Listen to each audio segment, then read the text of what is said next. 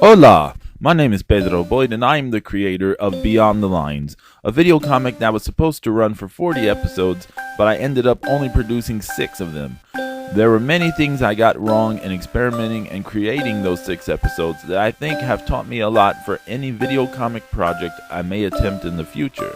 Even though I am no longer producing the Beyond the Lines video comic, I still want to get the rest of the story out, which is what this, Beyond the Lines, the rest of the story is all about.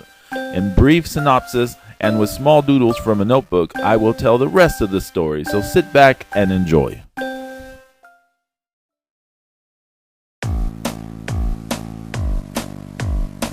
When we last saw Joe and Jadanim, a scary bearded guy popped out of their giant pot of ramen noodles and they were freaked out by it. The man introduces himself as Max and tells them he's there on a matter of grave importance, concerning the future of all realities everywhere. Ominous. Meanwhile, Isaiah is really hitting it off with Sarah as they work on a creative writing project in a class, and there seems to be some sparks developing between the two. Back to Joe and Jadanim, Max explains that they have been plucked from their realities and placed in turf by an entity known as the Pencil.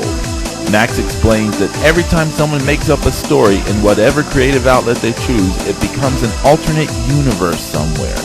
Over time, some people figure this out and are able to travel between realities. One such individual created an omniscient power for himself called the Pencil that gives him free reign and dominion amongst all realities. He could not, however, overcome his own mortality and created a process for the title and power to be passed on to its successors. The current Pencil has terrible plans for all realities, and Joe and Jadanim must stop him.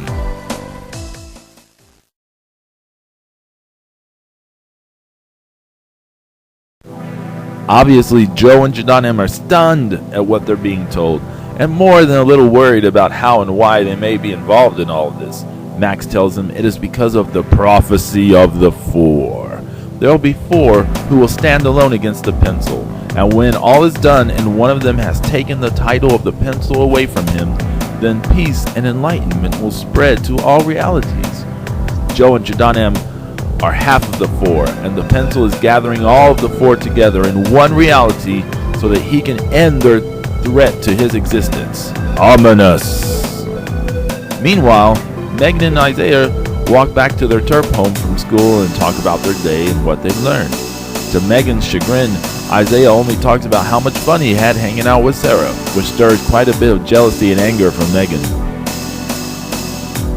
Elsewhere, Sarah and Helen talk about the 2 newcomers, and Helen takes note, somewhat sadly, that Sarah seems really fond of Isaiah.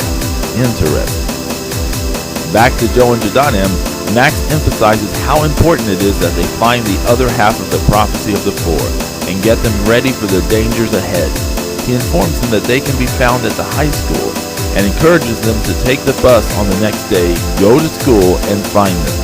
Max wishes them luck and then disappears, but not before taking their pot of ramen noodles, leaving Joe and Jadanim not only bowled over by the task ahead, but still oh so hungry.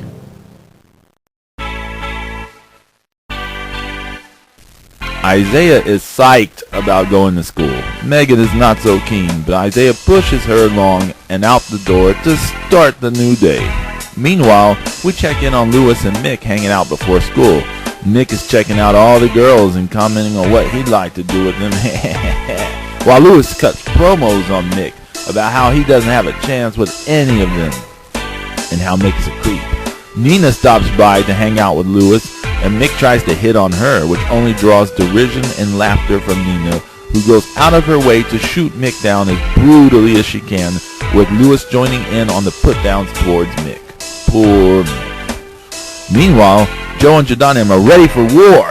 They barge out of the house once they see the bus pull up and charge while screaming and yelling before scrambling inside, ready for unimaginable horrors, only to find a bunch of teenage kids staring at them like they're crazy.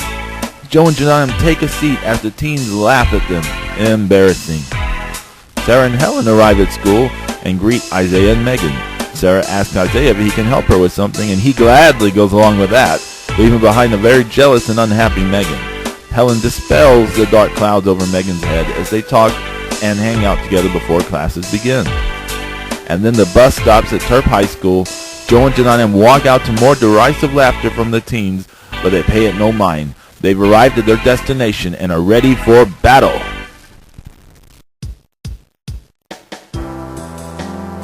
Jadaniam and Joe sneak around the school halls, looking around for, well, they're not sure what they're looking for, but they are on high alert anyways. Sarah and Isaiah come up behind them, startling them, and welcome them to the school. Then the others arrive, Nina, Louis, Mick, Helen, and Megan. Introductions are made, and Nina seems to like what she sees in Joe. He doesn't notice because Louis brings up that there have been a lot of new students this week, and Joe and Jadaniam begin grilling all of them about who these new students are. Megan and Isaiah fess up to being the new students, and Joe and Jadaniam whisper to each other to split up and follow them to determine if they're the ones they're looking for. Joe goes with Isaiah, Jadaniam goes with Megan. So every chance he gets during the day, Joe is grilling Isaiah with questions and is frightening Isaiah in the process. Nina tries to talk and flirt with Joe, but he doesn't even notice as he is so focused on the task at hand. Meanwhile, Jadaniam is also grilling Megan with questions throughout the day, but unlike Isaiah, Megan is getting increasingly irritated by it. Helen tries to calm things down, but Jadaniam persists and finally pulls Megan aside and asks her bluntly if she has been swallowed by light anytime recently. Holy moly! Megan is bowled over because of course she has. Of course. Now Megan wants to know who Jadaniam is, how she knows about it, or whatever else she may know. Jadaniam tells her there is a lot they need to talk about, and they go to find Joe and Isaiah.